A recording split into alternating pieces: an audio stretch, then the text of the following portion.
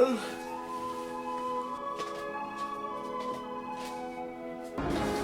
no, it's October! That means... Happy Halloween, ERod. Did you forget about our bargain? No, Crypty, I haven't forgotten.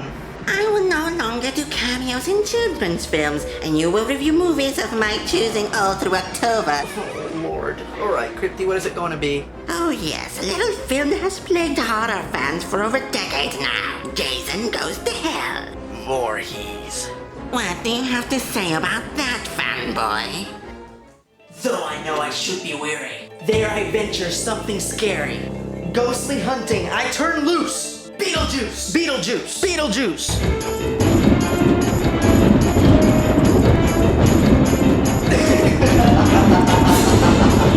It's showtime. In a world of uncertainty, where movie theaters are plagued by remakes and sequels, in a world where big budget movies can still suck, in this world we have the Blockbuster Buster.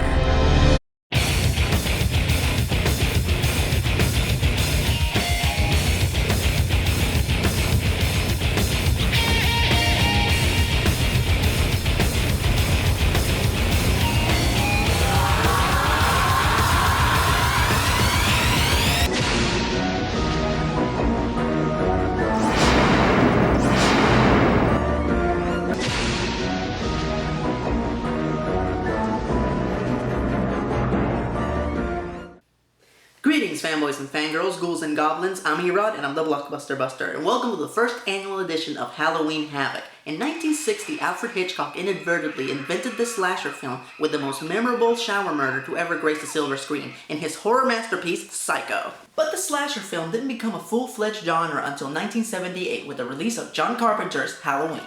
Many tried to follow in Halloween's footsteps, but few have carried the torch admirably. One of those franchises is Friday the 13th. The Friday movies follow a series of gruesome murders that for the most part take place at Camp Crystal Lake, most of which are attributed to the hockey mask wearing serial killer Jason Voorhees. Personally, I still think the best one is the original, as you have no idea who the killer is. That's right, Jason is not the killer in the original Friday the 13th, and that's the most frightening aspect of it. The killer could literally be anybody. All these movies have direct continuity, so if you haven't seen Friday the 13th Part 8, which is the one that's supposed to take place before this shitfest, here's a lover. What's up, bandejos? I'm a lover. You wanna know about Hassan? I'll tell you about Hassan. So Hassan wants to take a vacation, so he goes to Nueva York, but instead of watching some plays and hanging out with Daddy Yankee, he goes around killing people and shit. And there's this chick named Rennie who's like, "Hey Hassan, I almost drowned too, I want to be your friend." Fuck you, bitch. So Hassan chases her through the sewers and shit, and she's all like, "Don't kill me, bitch." And he's all like, "I'll kill you, bitch." And she's all like, "Fuck you, bitch." So Rennie, now that Hassan is so melted and shit, si tú quieres un poquito Latino heat, you can call it lover. So our movie begins appropriately enough at Camp Crystal Lake. A young lone female camper arrives at one of the cabins. Things are really spooky and secluded, so she decides to get naked and take a shower. I know this might seem stupid to some of you non-horror fans, but it's kind of tradition, so just go with it. The camper hears a noise, so she goes to investigate, wearing nothing but a towel. Now don't get me wrong, I enjoy the sight of a half-naked lady as much as the next guy, but when I'm leaving the bathroom to investigate something, I find that a pair of pants are essential to my investigative process. Now traditionally speaking, the first scare in a slasher film is always a fake-out. Plus, the last time we saw Jason, he was melting in a sewer somewhere in Manhattan, so it's not like he can just pop up and So after 8 movies that start off where the last one left off, this one's not even gonna bother to explain how Jason made it from Manhattan to Crystal Lake? There's a comic? That's right, back when this movie was released, a limited edition comic, emphasis on the word limited, was published, which explains the events that bridge the 2 movies. WTF, mofo, in what alternate reality did this seem like a good idea? It's not like we had the internet in 1993, and it's not like they advertised comics on television, so how the hell are we supposed to know to buy this comic? Now I've heard rumors that they gave away the infamous comic at movie theaters on the night of the movie premiere, and that you could order the comic with a special order card that came with the VHS release. But my issue here is that this comic book could have been more than 12 to 24 pages long, so you're telling me these are the 24 minutes of story that wasn't worth shooting? I don't know who came up with this idea, but someone should shove a living snake up your ass. So Jason chases the naked camper and holy shit! It's an ambush. Jason's surrounded by over 50 guys with heavy artillery. Those are really bad odds. For them. Jason is a super strong and mortal zombie. Every single one of those idiots is going to die. They killed Jason 6 minutes into the movie? Hold it together, ERod. Don't flip your shit too early, otherwise it's gonna be a very long month. The few pieces of Jason that are left are taken to the morgue and what? What the hell just happened? Oh boy.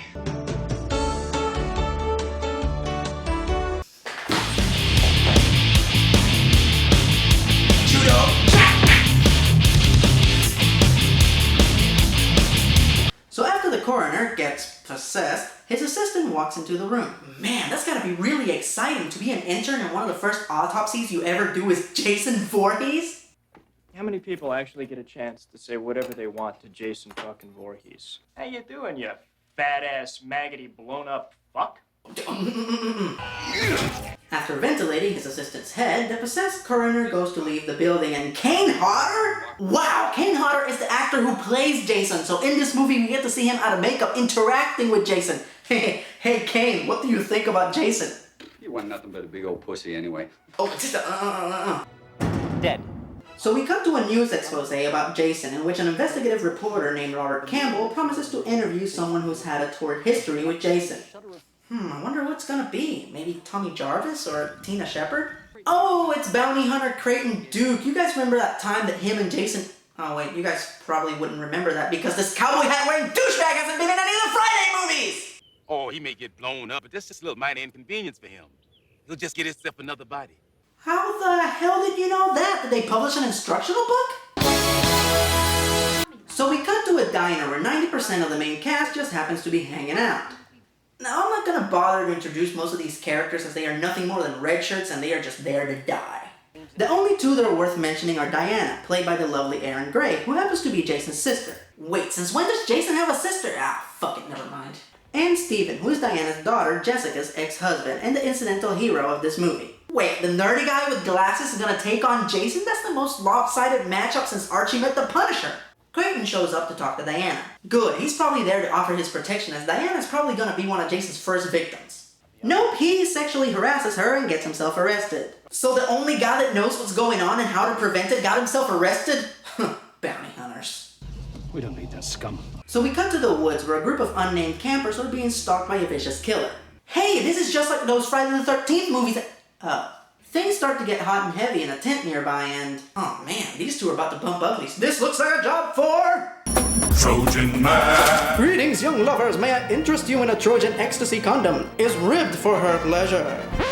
Hey, you know what? Fuck you! I rode all the way out here on my horse for this. I hope a vicious killer jumps out of the bushes and gets you both. The possessed coroner goes on to kidnap one of the local deputies. Oh man, this is getting pretty intense.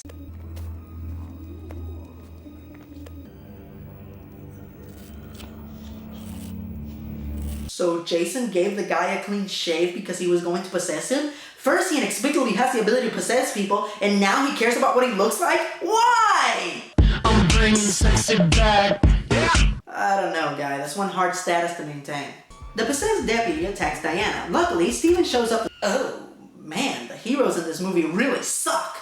Wannabes. Steven is found with Diana's body and arrested for her murder. He conveniently gets put in the cell right next to Creighton, who after breaking Steven's fingers for no apparent reason decides to explain to him why Jason went after Diana. In a Voorhees was he born. Through a Voorhees may he be reborn. And only by the hands of a Voorhees will he die. Wow, that's really interesting. I have just one question though. How the hell do you know all this shit? Steven knocks out one of the guards and escapes, and he leaves Creighton behind. So you're just gonna leave the only guy that knows everything about Jason behind? Dumb. Steven sneaks into Jason's house in hopes of finding some clues. When reporter Robert Campbell walks in and starts blabbing into his cell phone about how he stole Diana's body from the morgue, stuffed it into Jason's closet, and is going to make it look like he discovered it there in the next episode of his news show.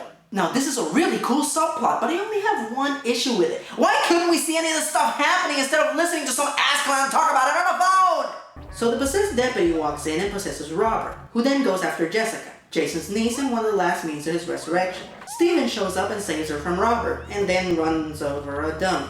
Robert, your mother told you that if you left the dummy out in the driveway, it was gonna get run over.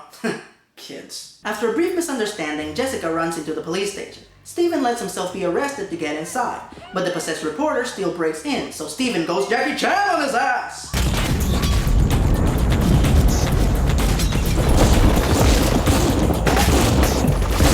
Our heroes have to get Jessica's baby, which she left at the safest place in town, a diner. Stop acting so stupid! As expected, the possessed reporter shows up and slaughters everybody, and holy shit! Who the hell is that? That is one badass waitress! Finally, a competent hero. After all, it's always been a pure-hearted female virgin to really kick Jason's ass. So our heroes go back to Jason's house, where apparently Creighton took Jessica's baby after he broke out of jail. He goes on to explain that Jason can only be killed by one of his relatives, so it's all up to Jessica. Yes, I do. Only a Voorhees can kill him with that. Wait, where did he just fuck it. A couple of deputies show up, and it's more than likely that one of them is possessed by Jason. Creighton would help our heroes determine which one's the genuine article, but he conveniently fell down a hole. Whoa! Need any help down there? Jessica makes the wrong choice, and the deputy that's actually possessed goes after her baby.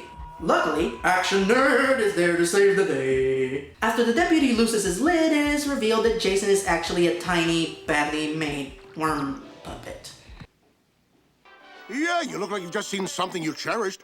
Horribly cheapened and degraded. Now, I know most of you expect me to flip my shit and rant about how this greatly diminishes the character of Jason. Some of you may even expect me to make fun of the poorly made worm puppet and make a Muppet Show reference or a Thunderbird reference. But the fact of the matter is that the lameness of this moment is greatly overshadowed by the moment that happens next. It is a moment that lives in infamy in the Friday the 13th series and in the whole horror genre.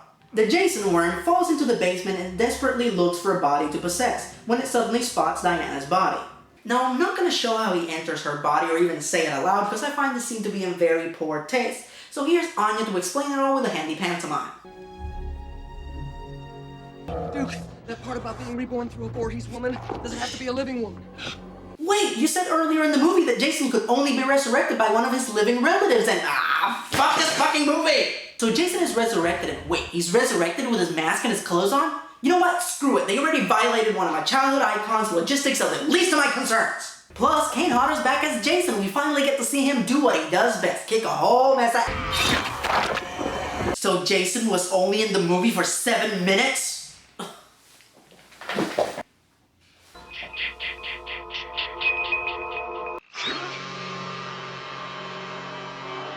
This movie's a colossal camp of crap. I know some of you may want to argue that not all the Friday movies have Jason in them, but my argument is that this one has his name in the title! Not to mention the trailer to this movie is completely misleading. Not only does it make you think that Jason's in the whole movie, but it makes it look that this movie's an action-packed epic of biblical proportions. But it's not, it's crap.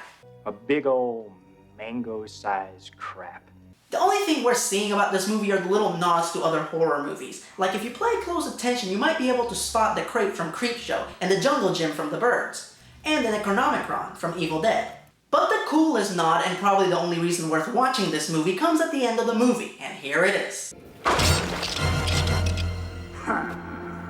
The reason they put this at the end of the movie is because they expected to make Freddy vs. Jason next, but this movie bombed so hard that they had to shelve Freddy vs. Jason, and thank God for that. Oh man, this is exhausting. I don't think I'm gonna be able to make it through the whole... It was all a dream.